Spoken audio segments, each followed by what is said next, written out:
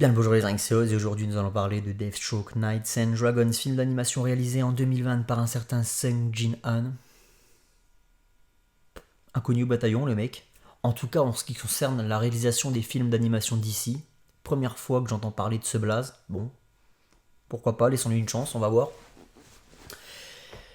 Deathstroke Knights and Dragons qui nous raconte comment Slade Wilson éprouve énormément de difficultés à concilier sa vie privée et sa vie professionnelle. On retrouve donc Slade en couple avec Adeline Wilson, sa femme de toujours, la mère de deux de ses enfants. Le premier, Grant, aux abonnés absents ici malheureusement.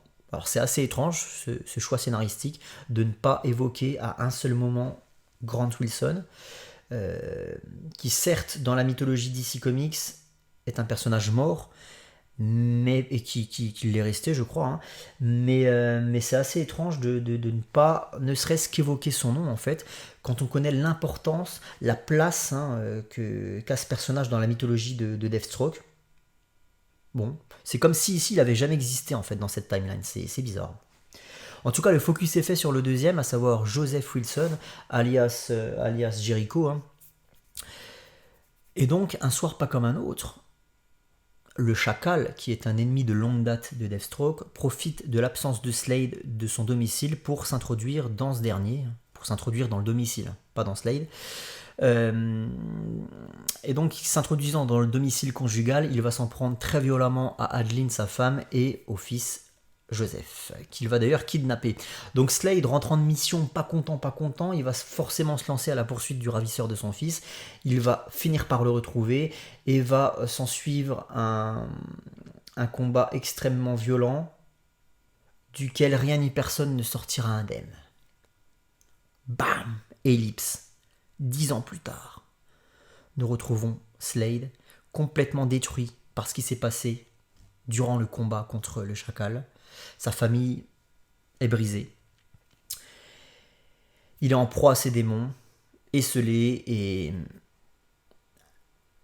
bientôt va finir par ressurgir le Chacal. Waouh. Et là, j'en dis pas plus. Voilà. Donc en fait, j'ai essayé de te donner envie de voir l'animé sans trop t'en révéler. Deathstroke Knights and Dragons, est-ce que ça vaut le coup ? C'est le premier film d'animation réalisé par Sung Jin-han. L'essai est-il transformé ? Oui. Bravo. C'est génial. C'est absolument génial. 1h27 de pur plaisir. Alors attention, c'est un animé qui est extrêmement simpliste dans sa construction. Dans la construction de son récit, ça enquille, ça empile tous les stéréotypes du cinéma hollywoodien, tous les poncifs du genre. Le coup du père de famille qui raconte une histoire à son gamin avant de dormir, tu sais, d'où le titre Knights and Dragons, voilà, une histoire de chevalier, de dragon, et puis finalement tu te rends compte que c'est une allégorie de sa vie, tu te rends compte que en fait il y a beaucoup d'éléments du scénario qui rapprochent le personnage de ce qu'il racontait à son fils concernant cette histoire de chevalier de dragon, voilà, donc ça c'est extrêmement classique. Le coup du héros qui au milieu de l'histoire à peu près, au milieu du scénario, est trahi par quelqu'un qui lui était cher, il est laissé pour mort, et puis finalement il va se ressaisir, il va finir par revenir plus fort et plus déterminé que jamais pour botter le cul aux méchants dans un combat final de haute voltige. Combat final au cours duquel le méchant aura 15 000 occasions d'en finir avec le héros. Voilà, il l'a à ses pieds, il l'a à sa merci, l'autre il est en sang, tu sais, prosterné devant lui, il n'y a plus qu'à asséner le coup de grâce. Eh bien non, à aucun moment il va le faire, en fait il va préférer tourner autour et lui raconter sa vie de merde.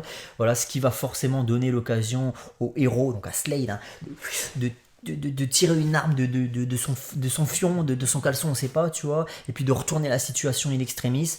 Voilà, donc ça c'est le truc extrêmement classique dans tous les putains de films d'action américains, quoi. Et j'en passe, il y en a d'autres des clichés. Mais au moins, l'animé s'assume complètement. L'animé assume complètement son côté blockbuster décomplexé, cinéma d'action années 90, et il le fait très très bien. Il est extrêmement efficace dans ce qu'il est censé faire. Deathstroke, c'est pas un personnage que tu as envie de voir enfiler des perles, si tu veux. Enfin, les perles que tu as envie de le voir enfiler, c'est plutôt des têtes au bout de son épée, tu vois. Et donc, en fait, c'est exactement ce qui se passe là-dedans. C'est-à-dire que ça n'arrête pas du début à la fin. Tu vois Deathstroke dans toute sa splendeur.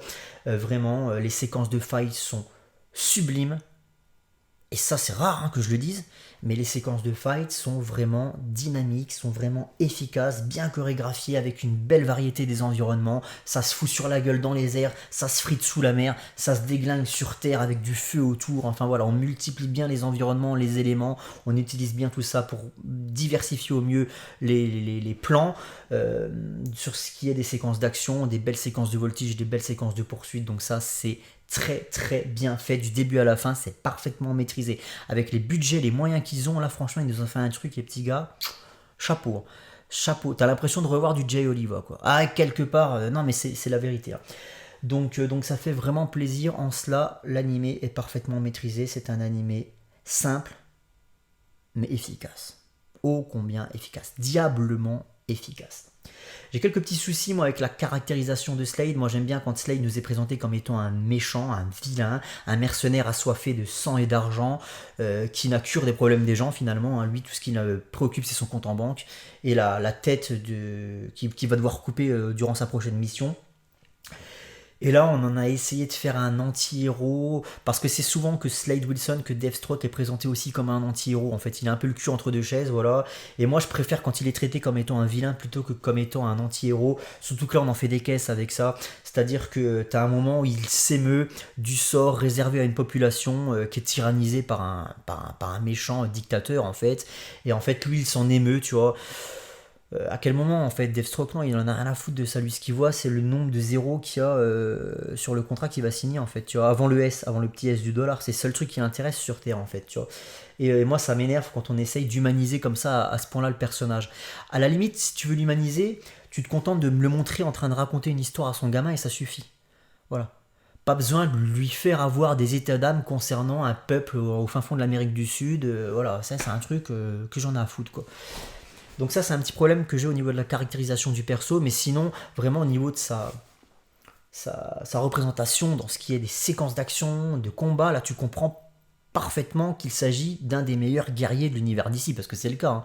Deathstroke c'est un des meilleurs soldats, c'est un des meilleurs guerriers, un des combattants les plus aguerris de tout l'univers d'ici, et là tu le piges. Hein.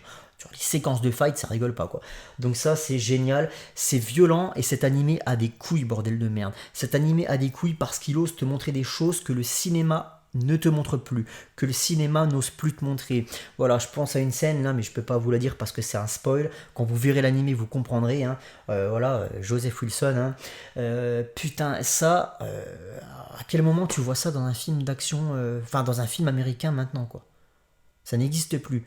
Donc moi j'aime quand on ose, voilà, ça c'est pour les gens qui disent les dessins animés c'est pour les bébés en fait, bah voilà, bah regarde ça et tu fermeras ta gueule, parce que là ça va beaucoup plus loin que des films, et en cela c'est génial.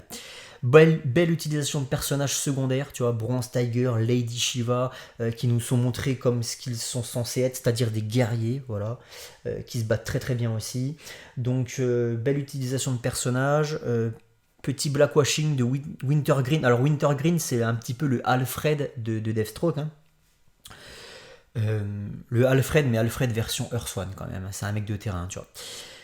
Et donc c'est un petit peu son confident et son mentor, Wintergreen. Et là il a été blackwashé. Voilà. Bon, bah, c'est le modernisme, hein, c'est le progressisme. Voilà, qu'est-ce que tu veux que je te dise? Moi ça m'emmerde quand on change la couleur des personnages, mais bon, c'est comme ça.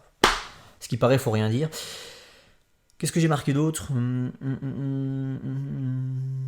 Je pense que j'ai tout dit en fait. Ouais, je parlais des clichés du cinéma hollywoodien, donc la famille brisée qui se reconstruit à la fin du film et tout, voilà. Bon. Je pense que j'ai absolument tout dit ce qu'il y avait à dire sur Deathstroke Knights and Dragons. Voilà. Ça dure 1h27, c'est du bonheur. Voilà. Ça se prend pas la tête à un seul instant. Ça te montre ce que tu as envie de voir. Deathstroke, qui bute des mecs. Voilà, c'est très bien fait. Vraiment, regardez ça. Ça faisait longtemps qu'on n'avait pas vu un animé de cette qualité au niveau des séquences d'action. Donc oui, je le recommande. Ça fait du bien, franchement, d'avoir un truc comme ça.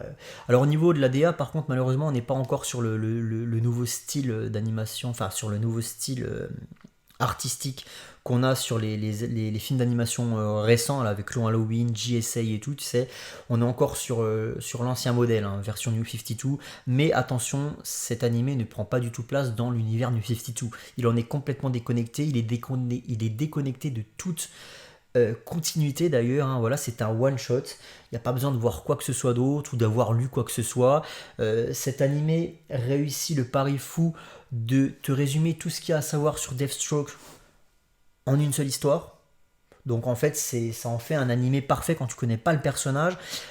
Après, quand tu connais le personnage, la mythologie, il y a peut-être des ficelles que tu vas voir, tu vas peut-être deviner certaines identités secrètes, il y a peut-être des choses que tu vas voir, que tu vas percevoir, en tout cas c'était mon cas. Tu vas avoir une autre grille de lecture, en fait, quand tu connais la mythologie de Deathstroke, tu vas avoir une autre grille de lecture que le parfait non-initié, le parfait novice, qui va découvrir le personnage avec ça, voilà. Cela dit, je n'ai pas boudé mon plaisir pour autant et je le recommande. Voilà, si vous avez bien un animé à voir, les petits gars, bien 1 heure et demie à consacrer à un animé d'ici, je pense que c'est pour Deathstroke Knights and Dragons. Voilà. Ne vous attendez pas non plus à quelque chose d'extraordinaire au niveau scénario, comme je disais, parce que c'est vraiment à ce niveau-là. Si on parle que du scénario, c'est assez bas du front. Si on parle de la structure, de la façon de raconter l'histoire, c'est le niveau zéro de l'imagination, en fait, si tu veux. C'est vraiment extrêmement scolaire. Mais pour l'action, pour le divertissement que ça propose, ouais, ça vaut carrément le coup d'y aller. Moi, je suis plus que motivé. Cet animé m'a motivé, là, tu vois, là. Ah putain, ça m'a boosté, bordel de merde. Bref, Deathstroke Knights and Dragons, je le recommande. Ciao les amis.